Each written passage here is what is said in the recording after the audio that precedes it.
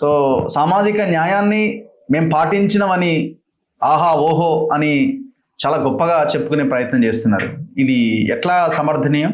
మీలాంటి party hard core నాయకులు దీన్ని ఎట్లా సమర్థించుకుంటున్నారు?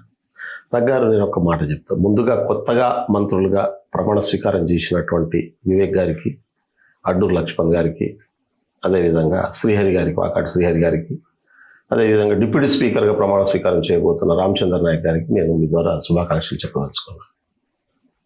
భారతదేశంలో ఏ రాష్ట్రంలోనన్నా ఎస్సీలు, ఎస్టీలు, బీసీల కోసం క్యాబినెట్ ఎక్స్పాన్షన్ జరిగినటువంటి సందర్భాలు ఉన్నాయా? చరిత్ర పొడవునా మీరు చూడండి. గతంలో అటువంటి పరిస్థితులు లేవు.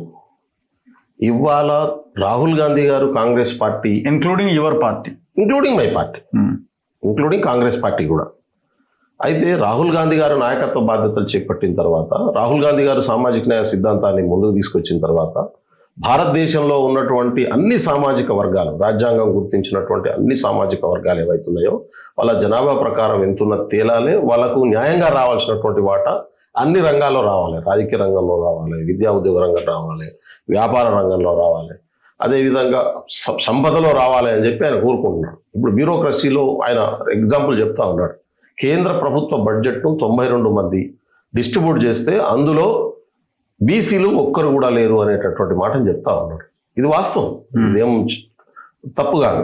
ఇవాళ తెలంగాణ ప్రభుత్వం రేవంత్ రెడ్డి గారి నాయకత్వంలో చేసినటువంటి కుల గణన చేస్తే ఇవాళ మెడికల్ రంగంలో కావచ్చు, లేకుంటే మీడియా రంగంలో కావచ్చు, టాప్ మోస్ట్ పొజిషన్లు ఇవాళ ఓనర్లుగా బీసీలు, ఎస్సీ, ఎస్టీలు లేనటువంటి పరిస్థితి ఉన్నది అనేటటువంటి వాస్తవాన్ని బయటకు వచ్చినటువంటి స్థితి ఉంది.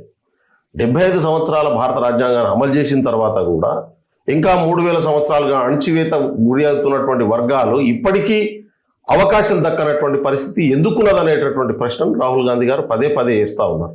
దాన్ని ఇవాళ రేవంత్ రెడ్డి గారు ఖచ్చితంగా సామాజిక న్యాయ సిద్ధాంతానికి అమలు చేయాలనేటటువంటి పార్టీ లక్ష్యానికి అనుగుణంగా ఇక్కడ పనిచేస్తున్నటువంటి పరిస్థితి ఉంది.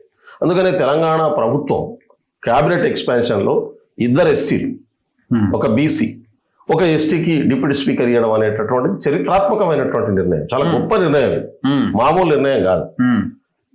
చాలా మంది అనుకుంటవచ్చు ఇప్పుడు తెలంగాణలో సోషల్ కాంబినేషన్ ఎట్లా ఉంది, 90%, ఆల్మోస్ట్ ఆల్ 86% సోషల్ కమ్యూనిటీస్ ఉన్నాయి, ఎస్సీ, ఎస్టీ, బీసీలు ఉన్నటువంటి పరిస్థితి ఉంది. అందులో మైనారిటీలో కూడా అగ్రకులాలు, అణగారిన మైనారిటీలు ఎట్లా ఉన్నారు, ముస్లింలు అనేటటువంటి విషయాన్ని కూడా తేల్చినటువంటి పరిస్థితి. 46% బీసీ మైనారిటీలను కలుపుకుంటే 56% బీసీలు ఉన్నటువంటి పరిస్థితి ఉంది. కాబట్టి ఈ వర్గాలకు వాళ్ళ జనాభా ప్రకారం ప్రాతినిధ్యం దక్కాల్సినటువంటి అవసరం ఉంది కదా అనేటటువంటిది కాంగ్రెస్ పార్టీ నమ్ముతా ఉంది. అందుకని లోకల్ బాడీ ఎన్నికల్లో కూడా 42% రిజర్వేషన్లు ఇస్తామనేటటువంటి మాటను అష్యూర్ చేశాను.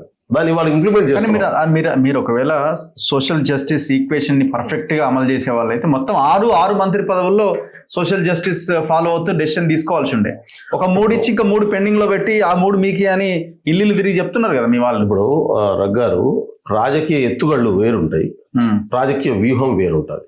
వ్యూహం సామాజిక న్యాయం, అన్ని వర్గాలను సమానానికి తీసుకోవడం. ఎత్తుగళ్ళు పరిస్థితులకు అనుగుణంగా తీసుకోవాల్సి ఉంటాయి. ఇవాళ అసలే ఇవ్వని పరిస్థితి నుంచి, అసలు పట్టించుకోని పరిస్థితి నుంచి మెల్లమెల్లగా ఈ వర్గాల గౌరవాన్ని పెంచేటటువంటి పనిని పార్టీ తీసుకొని వస్తూ ఉన్నది. ఇది వాస్తవం. కాబట్టి అన్ని వర్గాలను బ్యాలెన్స్ చేసి తీసుకుపోవడం కూడా అవసరం. ఇవాళ ఈ వీళ్ళని ఇవ్వడాన్ని ఎవరు వ్యతిరేకించట్లేదే. ఇవాళ నిన్న ఇచ్చినటువంటి క్యాబినెట్ ఎక్స్పాన్షన్లో పదవులు తీసుకున్నటువంటి వాళ్లకు ఎవరైనా వీళ్ళకి ఇవ్వద్దు అన్నటువంటి వాళ్ళు ఉన్నారా? మాకు కావాలని కోరుకోవడంలో తప్పులేదు. ఇవాళ ఏ సామాజిక వర్గం నుంచి వచ్చిన వాళ్ళు కూడా మాకు మంత్రి పదవి కావాలి, మేము ఎలిజిబిలిటీ ఉంది, మేము పార్టీ కోసం త్యాగం చేసినాం, మాకు అవకాశం ఇవ్వండి అని కోరుకోవడంలో తప్పులేదు. నిన్న కూడా కోరుకున్నటువంటి వాళ్ళు ఉన్నారు, రేపు కూడా కోరుకునేటటువంటి వాళ్ళు ఉంటారు. వాళ్ళ కెపాసిటీని బట్టి, పార్టీ అవసరాలను రీత్యా వాళ్ళు చేసినటువంటి సాక్రిఫైజ్ను దృష్టిలో పెట్టుకొని ఏదో ఒక బాధ్యతల్లో ప్రతి ఒక్కరిని పార్టీ వాడుకుంటుంది. కాబట్టి అదే విషయాన్ని పోయి చెప్పినటువంటి పరిస్థితి, అసంతృప్తి రావడం, కోరుకున్న తర్వాత నిరాశకు గురి కావడం అనేది సహజమైనటువంటి ప్రక్రియ. ఇప్పుడు నాకు కూడా టికెట్ రాలేదు, నేను నిరాశకు గురి అయినా కదా. గురి అయినటువంటి పరిస్థితుల్లో నాతో కూడా మాట్లాడారు కదా, మాట్లాడిన తర్వాత అంతకంటే కమిట్మెంట్ తో పార్టీ కోసం పనిచేస్తూనే ఉన్నాం కదా. అసంతృప్తి రావడం అనేటటువంటి సహజమైనటువంటి ప్రక్రియ, మనుషులం మనం. కాబట్టి మాకు ఏమీ రాదు అనేటటువంటి ఉత్తర కుమార పగల్పాలు పలకడం అనేది కరెక్ట్ కాదు. ఎవరికైనా మనిషికి ఇస్తామంటే పెడదామంటే ఆశ ఉంటుంది, కొడదామంటే భయం ఉంటుంది. మాకు వస్తుందేమో, మాకు ఇది పెడతారేమో అనేటటువంటి కోరికతో ఉన్నారు. అది రానప్పుడు కొంత నిరుత్సాహానికి గురి అయ్యేటటువంటి అవకాశం ఉంటుంది. కాబట్టి వాళ్ళకు పార్టీ ఎట్లా ఉపయోగించుకుంటాం అనేటటువంటి విషయం వాళ్ళకి చెప్పడం కూడా అవసరం. అందుకని మీనాక్షి నటరాజన్ గారు వెంటనే వాళ్ళందరికీ కలిసి, మీ అసంతృప్తి ఉన్నటువంటి వాళ్ళని కలిసి మాట్లాడి వాళ్ళకు ఒక మనోధైర్యాన్ని పెంచే